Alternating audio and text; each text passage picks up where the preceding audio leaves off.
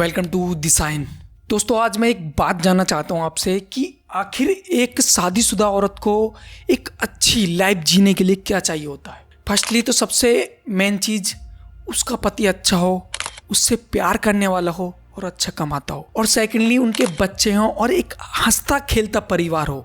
लेकिन कुछ औरतें इन चीज़ों को, इन हंसते खेलते परिवारों को धक्का देकर छोड़कर खाई की ओर चली जाती हैं। और ऐसा ही क्या, एक औरत मुस्कान ने अपने पति सौरभ का मर्डर करके, यह हत्या एक मामूली हत्या नहीं थी।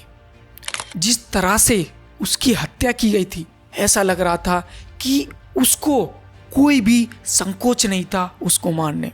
मुझे एक चीज़ समझ आती है कि शायद मुस्कान को सौरभ से कुछ चाहिए हो, नहीं चाहिए हो, वो उनका मैटर है। लेकिन आपने देखा होगा कि इन सब के बीच में जो सबसे ज़्यादा जिसकी ज़िंदगी बर्बाद होने वाली है वो है उनकी 6 साल की बेटी। उसका क्या कसूर है?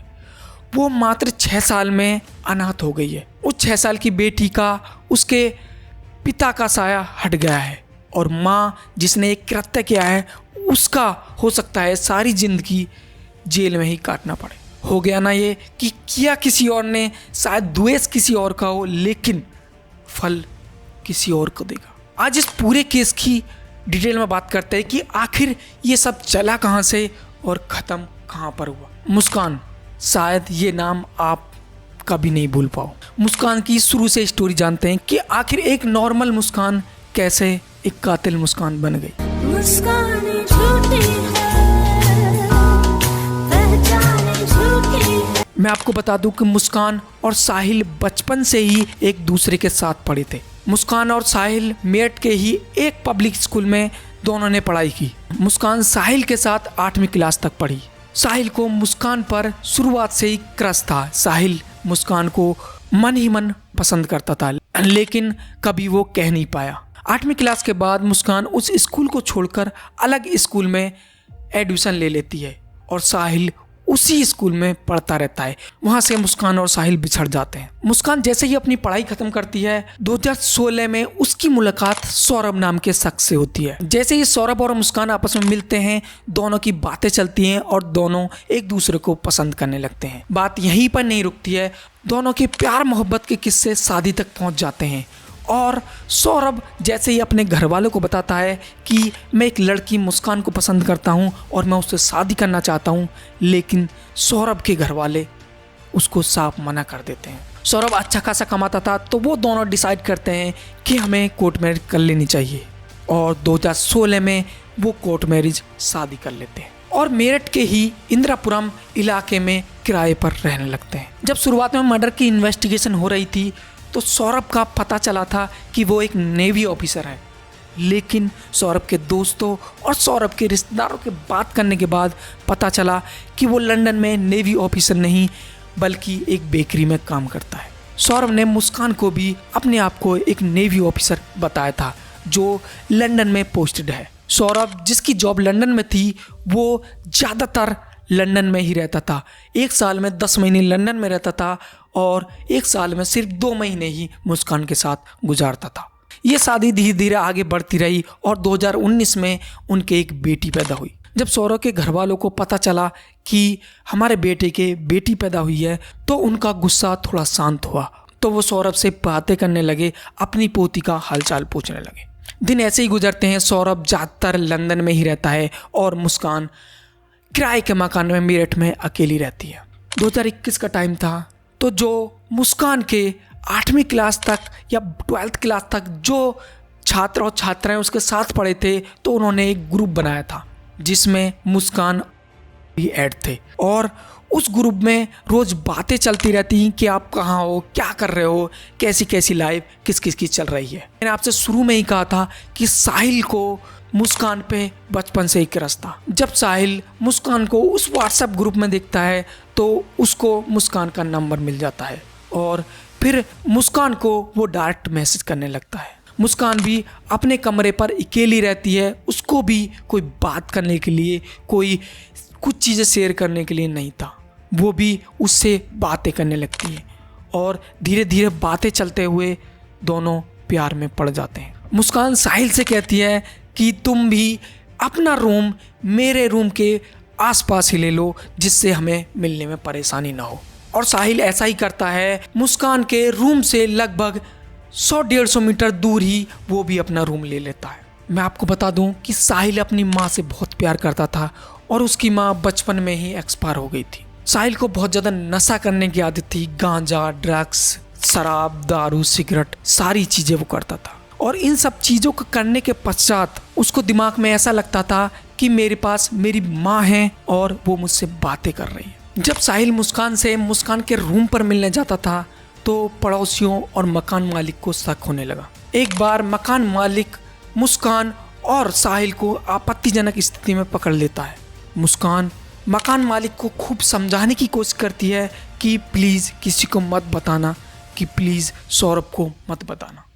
लेकिन मकान मालिक एक नहीं सुनता है और वो सौरभ को कॉल करके कह देता है कि तुम्हारी पत्नी एक शख्स है, उसके साथ प्रेम प्रसंग में है। और जब ये बात सौरभ को पता चलती है तो वो बहुत ज़्यादा गुस्सा होता है और मुस्कान से कहता है कि मुझे डिवोर्स चाहिए, मुझे अब तुम्हारे साथ नहीं रहना। लेकिन मुस्कान बहुत ज़्यादा शातिर थी।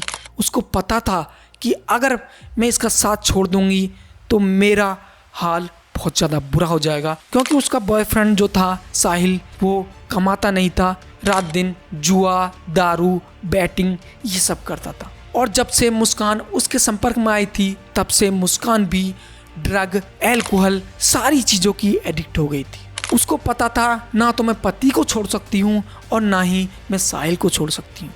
तो मुस्कान ने अपने पति सौरभ को बहुत ही चालाकी से मना लिया कि आज से ऐसा कुछ नहीं होगा, मैं साहिल के साथ अब कभी भी बात नहीं करूँगी और ना कभी इनसे मिलूँगी। सौरभ बहुत ही सीधा आदमी था, उसको अपनी पत्नी मुस्कान पर विश्वास हो गया। 2023 में ये इंसिडेंट हुआ था और इसके बाद सौरभ लंदन चला गया था। उसके बाद से 2 साल तक वो इंडिया नहीं आया था, लेकिन वो अपनी पत्नी के लिए 10,000 रुपये हर महीने खर्च के लिए भेजता था। मुस्कान कुछ दिन तक तो साहिल से मिलना बंद किया, बात करना बंद किया, लेकिन उसको शराब और ड्रग की आदत इतनी बुरी लग चुकी थी, फिर से उसने साहिल से बातें करना और मिलना शुरू कर दिया। और उसके शातिर दिमाग में एक प्लान भी आया कि अब तो सौरभ को रास्ते से हटाना ही पड़ेगा। और उसने एक मास्टर प्लान बनाया।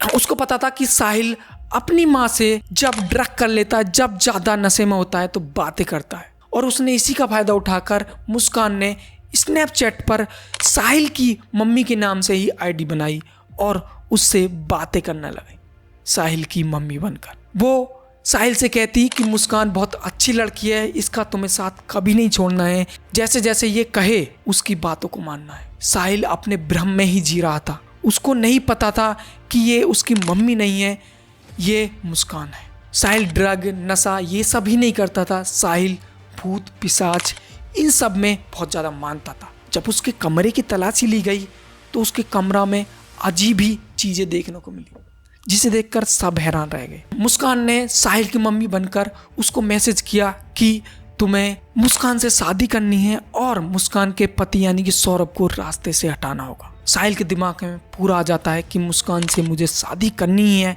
और सौरभ का वध करना है। वध मैं इसलिए कह रहा हूँ क्योंकि उसकी जितनी भी चैटें मिली, उसने जितना भी मुस्कान से बातें की, उसमें एक बार भी मारना, काटना ये सब कहीं भी जिक्र नहीं हुआ।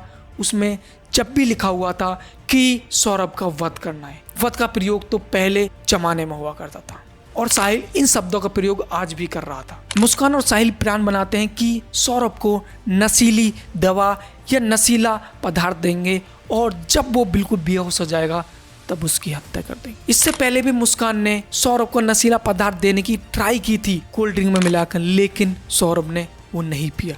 उस दिन तो वो बच गया था। सौरभ 2 साल बाद लंदन से अपने घर आया।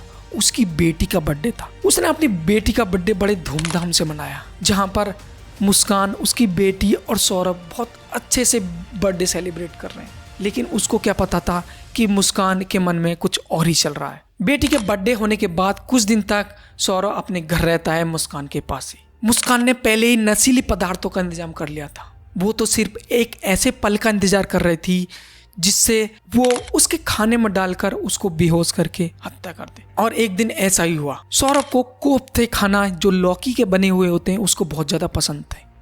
वो बाहर से कोफ्ते लेकर आता है और जैसे ही घर में रखता है मुस्कान उसमें नशीला पदार्थ मिला देती है और सौरभ उन कोफ्ते को खाकर सो जाता है। सो नहीं जाता, बिल्कुल बेहोश हो जाता है। मुस्कान अपने बीएफ यानी कि साहिल को कॉल करके बुला लेती है रात में ही और साहिल मुस्कान से कहता है कि ये लो चाकू और इसके सीने में उतार दो। मुस्कान कहती है कि नहीं, मैं अकेली नहीं करूँगी, दोनों करेंगे। और मुस्कान और साहिल दोनों हाथ से पकड़ते हैं और ऊपर से ऐसा दबाव डाल के एक बार गाड़ देते हैं।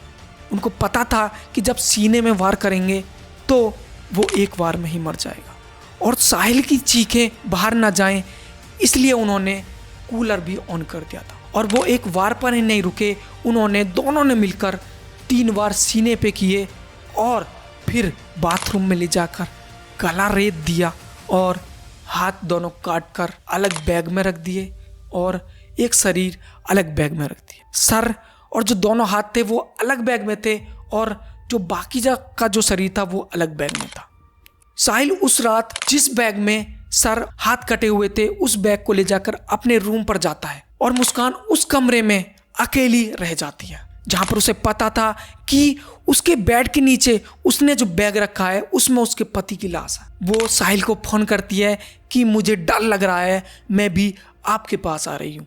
तो मुस्कान उसी रात अपने कमरे को छोड़कर साहिल के पास चली जाती है और फिर साहिल और मुस्कान रात को सोते हैं और सुबह सुबह साहिल और मुस्कान के रूम पर आ जाते हैं और उस लाश को ठिकाने लगाने के लिए एक ड्राम और सीमेंट के कट्टे लेकर आते हैं और उस ड्राम में उन कटे हुए लाशों के पीसों को सीमेंट से भरकर छीनकर रख देते हैं और वो सुबह सुबह ही कैब बुक कर कसौल मनाली निकल जाते हैं। जैसे वो मनाली पहुंचते हैं उसके अगले दिन साहिल का बर्थडे था और मुस्कान और साहिल बहुत अच्छे से बर्थडे सेलिब्रेट कर रहे होते हैं और मुस्कान और साहिल, खासकर तो मुस्कान के चेहरे पर एक सिकन नहीं थी कि उसने अपने पति का मर्डर करके साहिल के साथ भाग आई है। वो 7 दिन तक कसौल में रुकते हैं, रात दिन नशा दारू ये सब करते हैं।